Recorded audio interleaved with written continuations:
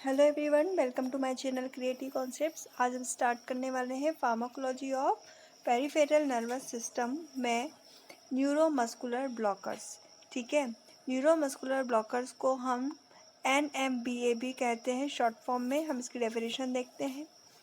NMBA neuromuscular blockers या neuromuscular blocking agents are the drugs that act peripherally at NM junctions and muscle fibers itself to block neuromuscular transmission।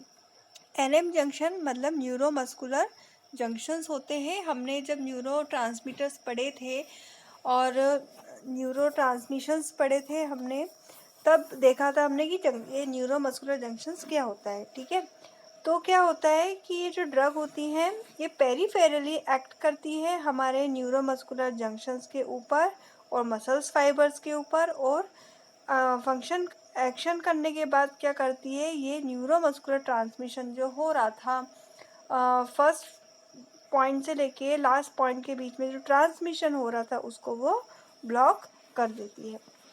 Y do we need them, हमें इसकी क्यों ज़रूरत पड़ी? In order to facilitate muscle relaxation for surgery and mechanical ventilation during surgery and in the ICU। हमें इसकी ज़रूरत इसलिए पड़ी ताकि हम जब सर्जरी कर रहे हों तब उस वक्त कुछ समय के लिए हम मसल्स को रिलैक्स कर सकें। इसके लिए हम न्यूरोमस्कुलर ब्लॉकिंग एजेंट्स को देते हैं, और मैकेनिकल वेंटिलेशन भी हम करते हैं सर्जरी के दौरान, तो उस वक्त भी हमें इसकी ज़रूरत पड़ती है।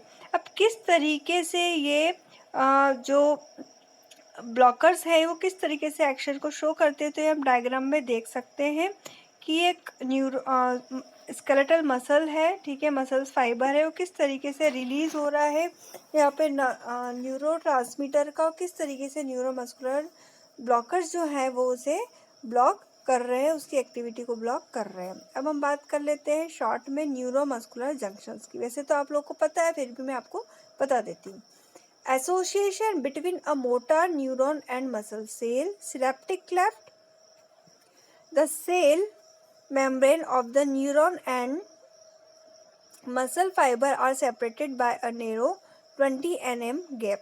Neurotransmitter responsible for neurotransmission at the neuromuscular junction is acetylcholine.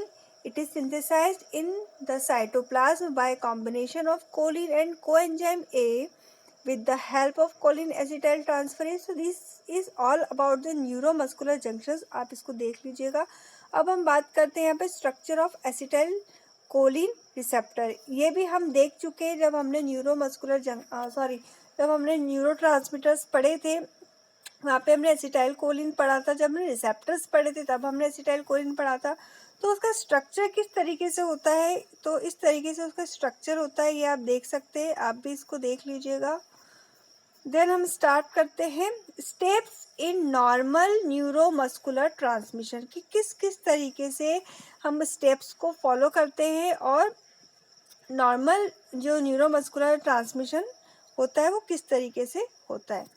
तो हम सबसे पहले बात करें तो nerve action potential is transmitted and the nerve terminal is depolarise. ठीक है, तो क्या होगा, ये एक स्टेप बाय स्टेप है, आप इसको देख लीजिएगा कि किस तरीके से न्यूरोमस्कुलर ट्रांसमिशन होता है। अब हम सीधे आते हैं हमारे क्लासिफिकेशन के ऊपर। जो हमारे ब्लॉकिंग एजेंट्स हैं वो कौन कौन से होते हैं और वो क्या क्या एक्शन को शो करते हैं। तो दो तरीके से हम क्लासिफिकेशन को देख सकते हैं। ये इम्पोर्टेंट पार्ट है, ये सारी चीज़ें हम पढ़ चुके हैं, इसलिए हम इसको रिपीट नहीं कर रहे हैं। आप इसे एक बार और अच्छे से पढ़ लीजिएगा। नहीं समझ में आता तो आप मुझसे पर्सनली कांटेक्ट करके पूछ सकते हैं। तो हम डायरेक्ट बात कर रहे हैं क्लासिफिकेशन की। तो क्लासिफिकेशन और उसका जो मैकेनिज्म ऑफ एक्शन है हम उसकी आप बात करेंगे। तो न्यूरोमस्कुलर ब्लॉकिंग एजेंट दो तरीके के होते हैं। पहला होता है डीपोलराइजिंग और दूसरा होता है नॉन डीपोलराइजिंग। डीपोलराइजिंग जो होते हैं वो शॉर्ट एक्टिंग होते हैं। ठीक है, जिसके अंदर आता है succinylcholine, very important drug, नाम से पूछी जाती है सक्सिनाइल कोलिन। ठीक है, शॉर्ट एक्टिंग ड्रग है। नॉन डीपोलराइजिंग जो एजेंट्स होते हैं वो तीन तरीके से होते हैं, short acting, intermediate acting and long acting. ठीक है, तो शॉर्ट एक्टिंग के अंदर ड्रग आती है जेंटाक्यूरियम, मीवाक्यूरियम। इंटरमीडिएट एक्टिंग में आती है एल्ट्राक्यूरियम, सिस्टाट्राक्यूरियम, वैक्यूरोनियम, रोक्यूरोनियम। लॉन्ग एक्टिंग में आता है pancuronium, pipecuronium and doxacurium. Doxacurium is also important drug as well as succinylcholine. अब हम बात करते हैं इसके मैकेनिज्म ऑफ एक्शन की, कि किस तरीके से डीपोलराइजिंग न्यूरोमस्कुलर ब्लॉकिंग एजेंट्स काम करते हैं। तो पहले वो क्या करते हैं, depolarise muscle relaxants closely resemble acetylcholine and readily bind to acetylcholine receptor generating a muscle action potential। ठीक है, एसिटाइलकोलिन जो यदि वहाँ से रिलीज होता है तो एसिटाइलकोलिन रिसेप्टर पे बाइंड होता है, वहाँ पे डीपोलराइजेशन होता है, मसल रिलैक्स हो जाती है और मसल एक्शन पोटेंशियल वहाँ पे जनरेट हो जाता है। Unlike acetylcholine, however, these drugs are not metabolized by acetylcholinesterase and their concentration in the synaptic cleft does not fall as rapidly, resulting in a prolonged depolarization of the muscle and plate. Continuous end plate depolarization causes muscle relaxation because opening of pre-junctional sodium channel is time limited. Sodium channel rapidly inactivate with continuing depolarization. Phases of block in depolarizing NMBA मतलब neuromuscular blocking agents. Phase 1 block, phase 2 block. तो phase 1 block में होता है pre junctional sodium channel can not reopen until the end plate repolarisation. जब तक end plate repolarisation नहीं होगा तो प्री जंक्शनल जो है पेरी जंक्शनल सोडियम चैनल है वो रीओपन नहीं होंगे। The E end plate cannot repolarize as long as the depolarizing muscle relaxant continues to bind the acetylcholine receptor. This is called a phase 1 block. Phase 2 block. After a period of time, prolonged end plate depolarization can cause poorly understood changes in the acetylcholine receptor that result in phase 2 blocks. Now, mechanism of action of non-depolarization NMBM. Depolarization muscle relaxants act as acetylcholine receptors agonist, whereas non-depolarizing muscle relaxant functions as competitive antagonist. इसकी वजह से क्या होगा कि non depolarizing muscle relaxants bind acetylcholine receptor but are incapable of inducing a conformational changes necessary for ion channel opening. Because acetylcholine is prevented from the binding to its receptor, non-end plate potential develop, जिसकी वजह से होंगे neuromuscular blockage occurs even if only one a subunit is blocked. So this is all about non-depolarizing NMBA mechanism of action. Depolarizing NMBA succinylmethynium, इसकी अब mechanism of action की बात करेंगे। Depolarizing muscle relaxants very closely resemble acetylcholine and readily bind to acetylcholine receptor generating a muscle action potential. Phase 1 पे आएगा, then phase 2, पहले phase 1 block होगा then phase 2 block होगा। जिस तरीके से यहाँ पे फेज 1 फेज 2 ब्लॉक हो रहा था उसी तरीके से यहाँ पे दोनों फेज ब्लॉक हो जाएंगे। मेटाबॉलिज्म एंड एक्सक्रीशन, इसमें कुछ समझने जैसा है नहीं। Rapid onset of action 30 to 60 second, 30 to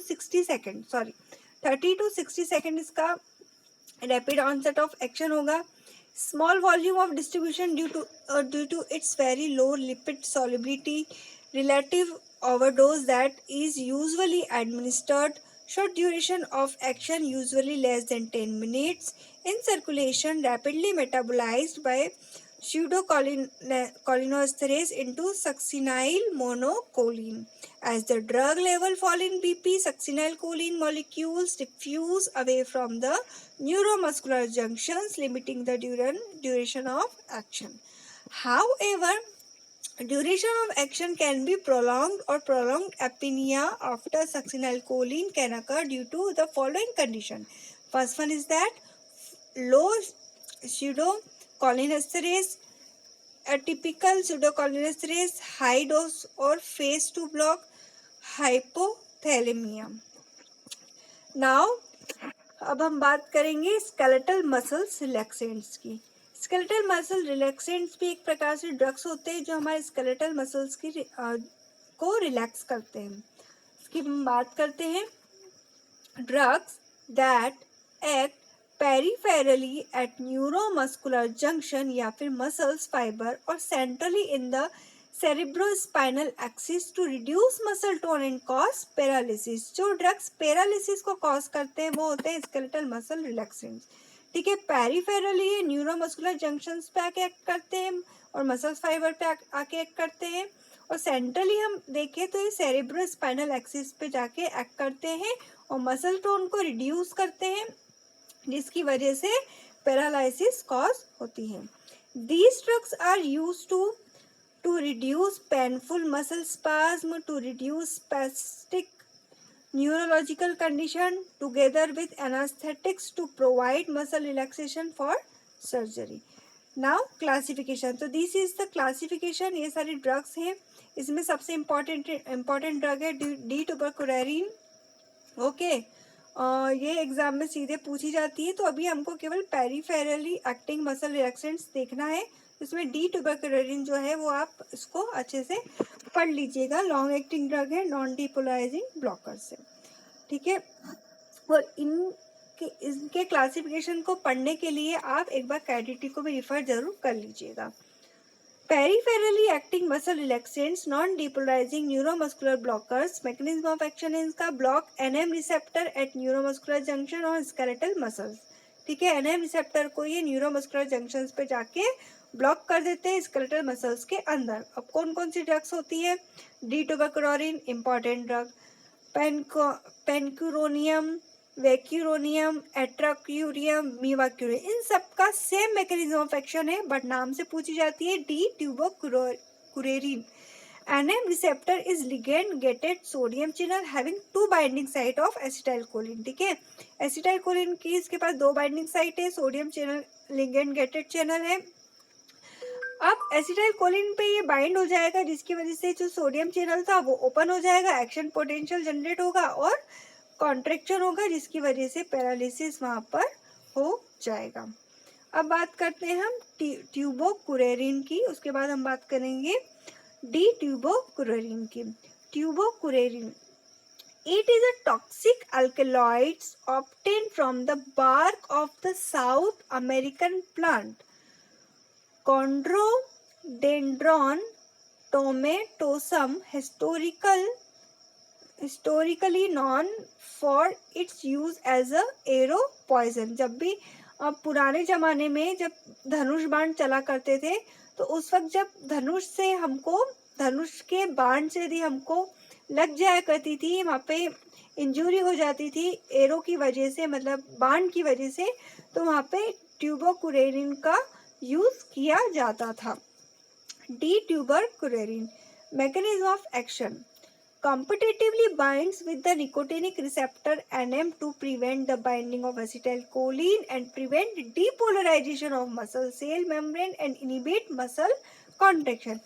D-tuberculin क्या करता है? कॉम्पिटिटिवली बाइंड करता है NM रिसेप्टर के साथ में, वहाँ पे बाइंड होने के बाद में एसिटाइलकोलिन को बाइंड होने से बचाता है जिसकी वजह से डीपोलराइजेशन नहीं हो पाता मसल्स की सेल मेम्ब्रेन के ऊपर और मसल कॉन्ट्रैक्शन जो था वो कम हो जाता है, रिड्यूस हो जाता है, जिसकी वजह से वहाँ पर जो स्केलेटल मसल्स रिलैक्सेंट, मतलब जो वहाँ की जो मसल्स थी वो रिलैक्स हो जाती है. Because these agents compete with acetylcholine at the receptor without stimulating it, they are called competitive blockers. Antagonism is surmountable to so neostigmine, pyristigmine can reserve the effect.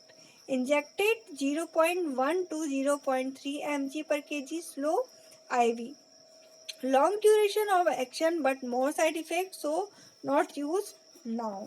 ठीक है, अभी इसका कोई यूज नहीं हो रहा क्योंकि इसके साइड इफेक्ट्स बहुत ज़्यादा देखने को मिलते हैं. तो डायग्रामेटिकली रिप्रेजेंटेशन है कि किस तरीके से किस तरीके से डिट्यूबरकुलेरिन एक्ट करता है, किस तरीके से वो निकोटिनिक रिसेप्टर पे जाके बाइंड होता है और एसिटाइलकोलिन को हटाता है, खुद आके बैठता है एज अ एंटागोनिस्ट, और एसिटाइलकोलिन का जो एक्शन आ रहा था उसको वो कम करता है। अब ये सारी ड्रग्स के बारे में यहाँ पर दिया हुआ है कि कौन सी ड्रग का क्या काम है, किस तरीके से उसका मैकेनिज्म ऑफ एक्शन है, तो इतना इम्पोर्टेंट नहीं है, फिर भी आप फॉर द नॉलेज पर्पस आप इनको पढ़ सकते हैं। अब बात करते हैं हम इम्पोर्टेंट ड्रग सक्सिनाइल कोलिन की। Mechanism of action, succinylcholine binds to the nicotinic receptor nicotine receptor NM and acts like acetylcholine to depolarize the skeletal muscle। Same mechanism of action है, क्या करती है सक्सिनाइल कोलिन, बाइंड करती है NM receptor पे जाके और act करती है एसिटाइलकोलिन की तरह और डीपोलराइज कर देती है स्केलेटल मसल्स को, जिसकी वजह से जो हमारे मसल्स थे वो रिलैक्स हो जाते हैं। It attach to the receptor for the relatively longer time and provides constant stimulation to the of the receptor. Its phase first cause the opening of the sodium channel in nicotinic receptor, which results in depolarization of the receptor but continuous binding। ठीक है, phase 1 में क्या हो रहा है, दो phase में इसका मैकेनिज्म ऑफ एक्शन काम करेगा। तो पहले फेज के अंदर ओपनिंग हो रही है सोडियम चैनल की, ठीक है, जहाँ पे है निकोटिनिक रिसेप्टर, इसकी वजह से जो सोडियम चैनल की ओपनिंग होगी तो सोडियम आयन अंदर आएंगे, रिसेप्टर के अंदर आएंगे, जिसकी वजह से डीपोलराइजेशन होगा रिसेप्टर का और कंटिन्यूसली बाइंडिंग चलती रहेगी। अब आ जाएगा सीधे phase second, makes the receptor incapable of transmitting further impulses and the sodium channel is blocked causing paralysis। Continuously binding चल रही है, रिसेप्टर इनकेपेबल है ट्रांसमिटिंग करने के लिए, इम्पल्स जनरेट हो रही है, सोडियम चैनल ब्लॉक हो जाएगा और वहां पर पैरालिसिस कॉज हो जाएगी। Agonist of NM receptor not a blocker similar to acetylcholine, most commonly used for intubation because rapid, complete and predictable paralysis with spontaneous recovery within a 5 minute, infant required higher dose of precaution। ये जो हमने ऊपर phase 1 phase 2 की बात की थी उसको as a diagrammatically यहाँ पर समझाया गया है, तो आप इसको एग्जाम में जरूर बनाइएगा यदि पूछा जाता है तो। अब हम बात करते हैं इंडिकेशन की। एंडोथेलियल इंक्यूबेशन लेंजियोस्कोपी ब्रोंचोस्कोपी में यूज कर सकते हैं, use as a muscle relaxant in general anaesthesia, continuous IV infusion for producing controlled muscle relaxation for longer duration, contraindication and precaution. Contraindicated in patient with genetic disorder of plasma, pseudocholinesterase, severe burns, hypersensitivity, malignant hyperthermia, massive trauma. Precaution should be taken by patient with bone fracture, neuromuscular disease, raised intraocular pressure. Adverse effect: bradycardia, hyperkalemia, malignant hyperthermia, raised intraocular pressure and arrhythmia। ये इसका dose है, adult का ये होता है, child का ये होता है। अब ये यहाँ पर इसके इंडिकेशन है और कुछ एडवर्स इफेक्ट्स है, अगेन इसको आप देख लीजिएगा। देन ये है ड्रग इंट्रैक्शन। नाउ अब हम बात करते हैं फार्माकोलॉजी ऑफ लोकल एनेस्थेसिया की। लोकल एनेस्थेसिया क्या होता है, हमने क्लास में बात की थी लोकल एनेस्थेसिया, जनरल एनेस्थेसिया और प्री एनेस्थेसिया के बारे में, ठीक है। जनरली हमने उसका ओवरव्यू देख चुके हैं, क्या होता है, क्या काम करता है, ये भी हम उसका समरी देख चुके थे। अब इसको थोड़ा सा डिटेलिंग कर लेते हैं। What is local anaesthesia? Local anaesthesia have been defined as loss of sensation in a circumscribed area of the body caused by depression of excitement in nerve ending or inhibition of the conduction process in peripheral nerves। Local anaesthesia क्या करता है, कुछ नहीं करता है, जो local surface area होता है जहाँ पर हमको सेंसेशन ब्लॉक करना होता है वहाँ पर उसको यूज़ कर लिया जाता है। डिपेंड करता है आप कौन से रूट से ले रहे हैं, देखते हैं आगे की कौन कौन से रूट्स होते हैं, उस एरिया को, उसके नर्व इम्पल्सेस को नर्व वहाँ पे ब्लॉक कर दिया जाता है, जिसकी वजह से वहाँ पे जो भी सेंसेशंस होते हैं वो ब्लॉक हो जाते हैं और वहाँ पे हम जो माइनर सर्जरी होती है हम उसको यूज़ कर सकते हैं। अब बात करते हैं लोकल वर्सेस जनरल एनेस्थीसिया की, किस तरीके से दोनों में डिफरेंस है। साइट ऑफ एक्शन की बात करें तो जनरल में CNS central nervous system use होता है और लोकल में होता है पेरिफेरल नर्वस सिस्टम। एरिया उसमें होल बॉडी और इसमें रिस्ट्रिक्टेड एरिया, मतलब जो पर्टिकुलर एरिया चाहिए वही होता है। कॉन्शियसनेस जनरल में लॉस्ट हो जाती है, लोकल में अनअल्टर्ड रहती है। उसके बाद है प्री फेरिस्टल यूजेस, मेजर सर्जरी में यूज़ किया जाता है। General anaesthesia local minor surgery में यूज़ किया जाता है। Use in non cooperative patients, तो जनरल एनेस्थीसिया पॉसिबल है यूज़ करना और local anaesthesia not possible. Poor health patient general risky है और लोकल के लिए जो पुअर हेल्थ पेशेंट्स होते हैं वो सफ़र कर जाते हैं। Care for vital function essential होते हैं जनरल में और नॉट नीडेड होते हैं लोकल के अंदर। अब हम बात करते हैं classification of local anaesthetics according to the route of administration. बहुत तरीके के क्लासिफिकेशन होते हैं बट हमको यहाँ पे केवल और केवल उसके रूट ऑफ एडमिनिस्ट्रेशन के हिसाब से ही बात करनी है। तो तीन तरीके से हम देख सकते हैं। पहला है इंजेक्टेबल, दूसरा है सरफेस और तीसरा है मिससेलेनियस। तो इंजेक्टेबल जो होते हैं लो पोटेंसी शॉर्ट ड्यूरेशन, इसके अंदर आते हैं प्रोकेन एंड फ्लोरोप्रोकेन। इंटरमीडिएट पोटेंसी में आते हैं लीडोकेन, वेरी इंपॉर्टेंट ड्रग, जिसको हम लिग्नोकेन भी बोल सकते हैं और प्रिलोकेन भी होता है। High potency long duration tetracaine, bupivacaine, ropivacaine, etidocaine, mepivacaine and dibucaine, ये बहुत टाइप की अलग अलग ड्रग्स हैं, सबका मैकेनिज्म ऑफ एक्शन सेम ही होता है। सरफेस लोकल एनास्थेसिया सॉल्युबल होता है, इनसॉल्युबल होता है। सॉल्युबल में आएगा cocaine, lidocaine, tetracaine and benoxinate. Insoluble में होता है benzocaine, very important drug, butyl amino benzoate and ऑक्सीथेजिन।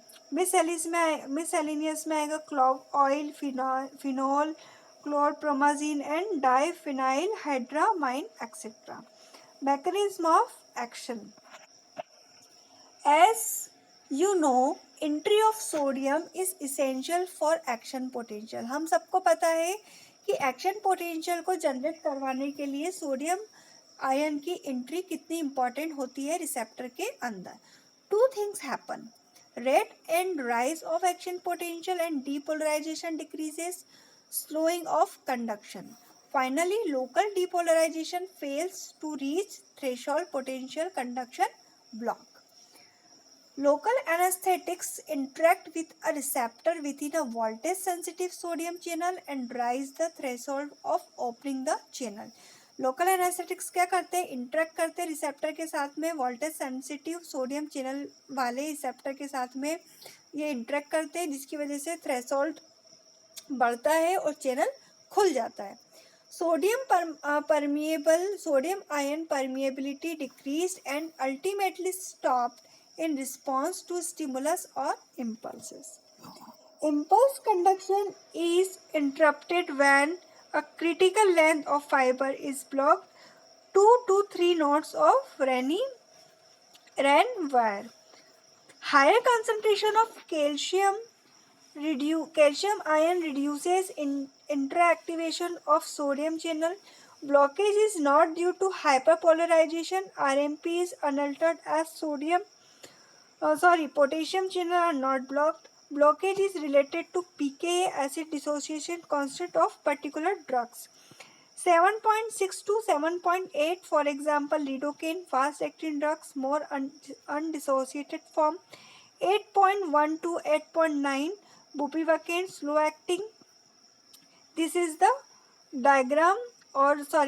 graph of pH, pK और लोकल एनास्थेटिक्स। अब हम इंडिविजुअली ड्रग्स को अभी हम यहाँ देखें तो अलग अलग ड्रग्स के बारे में दिया हुआ है, देन उसका एडवर्स इफेक्ट्स भी दिया हुआ है। तो सबसे इम्पॉर्टेंट ड्रग यहाँ पे हमने लिग्नोकेन ही देखी थी, तो उसके बारे में यह दिया हुआ है कि किस तरीके से उसका एक्सक्रीशन, मेटाबॉलिज्म और सारी चीज़ें होती है, मतलब फार्माकोकाइनेटिक दी हुई है, डोजेस दिए हुए हैं, तो आप इसको देख सकते हैं। देनी है एडवर्स इफेक्ट्स। अब हम बात करते हैं यहाँ पे मिस्थेनिया ग्रेविस के बारे में। क्या होता है myasthenia gravis? It is a neuromuscular disorder, weakness and fatigability of skeletal muscles, antibody mediated autoimmune attack, decreased number of available acetylcholinesterase at neuromuscular junctions। ठीक है, न्यूरोमस्कुलर जो होता है, जो हमारा नर्व इम्पल्सेस होती हैं, जहाँ से जनरेट होती है, नर्व फाइबर्स होते हैं, वहाँ का एक डिसऑर्डर्स है। ठीक है, इसकी वजह से हमारे स्केलेटल मसल्स काफ़ी वीक पड़ जाती है। Antibody mediated auto immune attack है, मतलब किससे रिलेटेड डिसीज़ है? हमारे इम्यून सिस्टम से रिलेटेड डिसीज़ है। इसके अंदर जो न्यूरोमस्कुलर जंक्शंस होते हैं, उसके अंदर जो एसिटाइलकोलिनेस्टेरेस होते हैं, उसके नंबर्स, अवेलेबल नंबर्स वहाँ पे कम हो जाते हैं। अब हम बात करते हैं इसकी पैथोफिजियोलॉजी के बारे में। इन NMJ acetylcholine stores in vesicles released on action potential. NMJ में क्या होता है? न्यूरोमस्कुलर जंक्शन के अंदर एसिटाइलकोलिन स्टोर्ड रहता है इन वेसिकल फॉर्म में, और एक्शन पोटेंशियल वहाँ से रिलीज करता है। इसकी वजह से क्या होता है? Combines with acetylcholinesterase at peak of post synaptic folds, bind with alpha subunit of acetylcholine receptor, rapid influx of cation sodium. ठीक है, कंबाइन होता है, कंबाइन करता है हमारे एसिटाइलकोलिनेस्टेरेस के साथ में at peak post synaptic fold के अंदर, और बाइंड करता है अल्फा सब यूनिट के ऊपर एसिटाइलकोलिन रिसेप्टर के अंदर, जिसकी वजह से इन्फ्लक्स होता है सोडियम केटायन का। उसके बाद में डीपोलराइजेशन होता है। Depolarisation at the end plate region of muscle fibre is sufficiently large muscle contraction. Acetylcholine is rapidly hydrolysed by acetylcholinesterase present in synaptic folds diffuse away from receptor. तो this is all about pathophysiology of myasthenia gravis. अब बात करते हैं हम treatment की, कि किस तरीके से हम ट्रीटमेंट ले सकते हैं इस डिसीज़ के लिए, या कौन कौन सी ड्रग्स हम यूज़ करते हैं। तो सबसे पहले हम बात करते हैं anticholinesterase medication, immunosuppressive agents, then है थायमेक्टोमी, प्लाज्मोफेरेसिस एंड IVIG। सबसे पहले है anticholinesterase medication, very important medication है ये।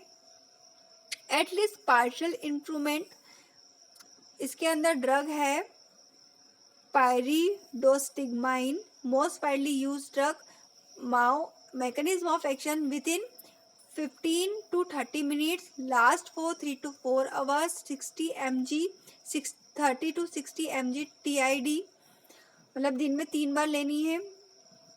Long acting at night time, max dose 120 mg 3 to 6 hours day time. Muscarinic side effect, कुछ साइड इफेक्ट्स होते हैं इसके, like diarrhoea, abdominal cramp, salivation, atropine and loperamide की वजह से। थायमेक्टोमी, सर्जिकल रिमूवल और as a treatment option, 85% of improve after thymectomy, 35% achieve drug free remission, improvement delayed for months, year, advantage, long term benefit, IND generalized MG, puberty 55 year, why not others? Children's में less than 15 year, localized MG, immunosuppression, intermediate improvement, IVIG, plasmapheresis, intermediate glucocorticoids, cyclosporin, tacrolimus, late mycophenolate, mofetil and tacrolimus. These all the drugs of immunosuppressants. Glucocorticoids, single dose only, 15 to 25 mg per day, high doses weakening, increased by 5 mg per day at 2 to 3 days interval, 50 to 60 mg per day for 1 to 3 months, at least alternate days 1 to 3 months 0 dose when of symptoms. Now, mycophenolate mofetil 1 to 1.5 gram beat inhibition of purine synthesis by de novo pathway, inhibits proliferation of lymphocytes, lack of adverse side effects, skin rashes and leukopenia.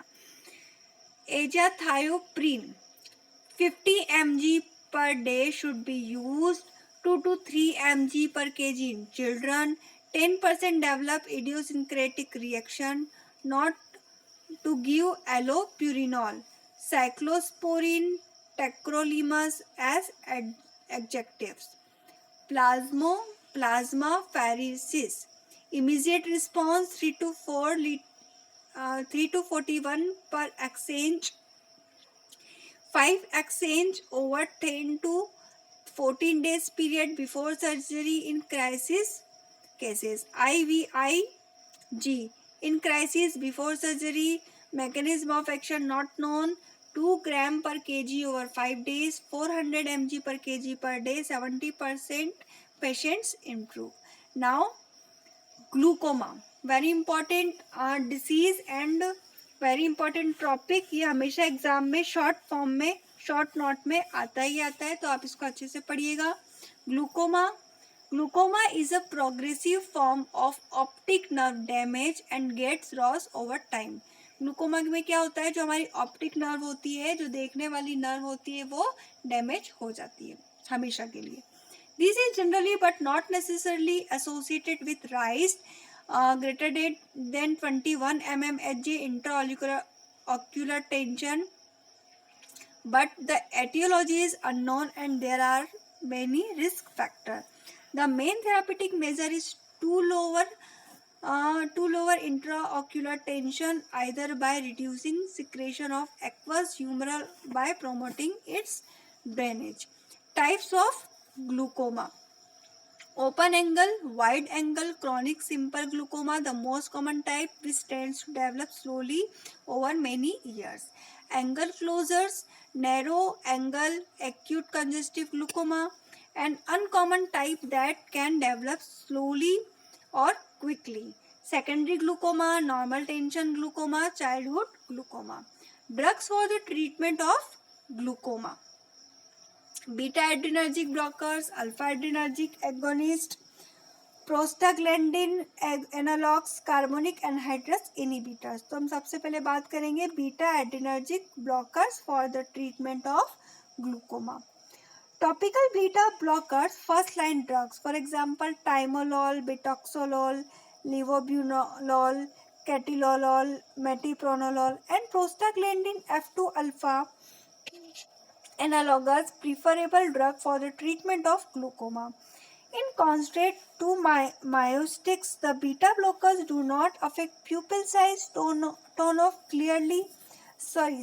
ciliary muscles or outflow facility, but lower IOT intraocular tension by reducing aqueous formation, and these may be result from down regulation of adenyl cyclase due to beta 2 receptor blockage in the ciliary epithelium. Side effect of beta blocker: ocular side effect.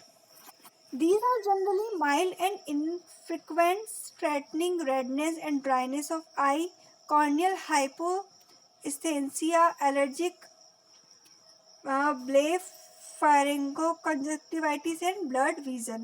Systemic adverse effect: life-threatening bronchospasm has been reported in asthmatic and COPD patients. Bradycardia, and acetonations of heart block and CHF are likely, especially in the elderly. Timolol. Timolol is prototype of ocular beta blocker. It is non-selective beta 1 plus beta 2 and has no local anesthetics or intrinsic sympathomimetic activity.